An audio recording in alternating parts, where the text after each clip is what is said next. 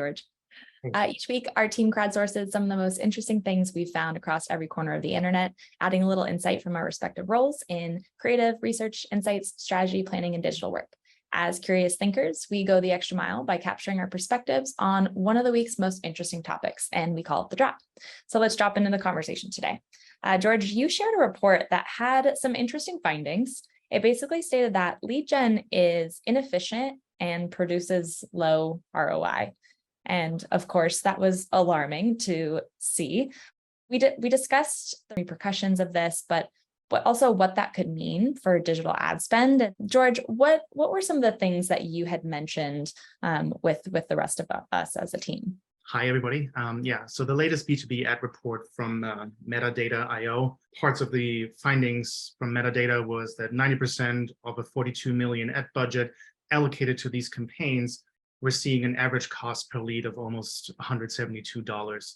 So, that sounds terrible, but as we all know, it's not all that black and white. When it comes to lead gen on social media, especially Facebook and LinkedIn and other platforms, there's so much to consider. Success is the perfect blend of your audience, the channel, the ad, what you're offering. And if all of those sync, lead gen is effective.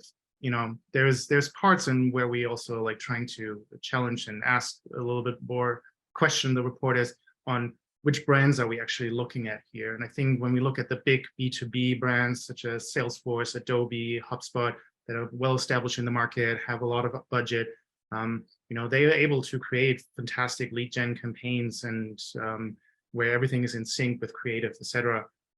But when we look at smaller to medium-sized B2B businesses where there's a lot of effort, time spent on creating valuable, high-quality assets, content whitebooks, e-papers, you name it, there's sometimes, a lot of times actually, not much budget left for creatives. And that leaves then a huge gap into reaching, obviously, the right audience, grabbing their attention, and so on. And I think there's something to be said for if you feel like you don't have a budget, you don't necessarily need to rely on a stock photo of you in an office on a computer. There are other creative ways to go about doing that. And I also think that there is something to be said for the value of awareness, your audience seeing your creative and your brand. And so we'd love to ideate with you if you feel like this report is all doom and gloom. It's not quite. So appreciate your input, George. As always, hope you have a good week.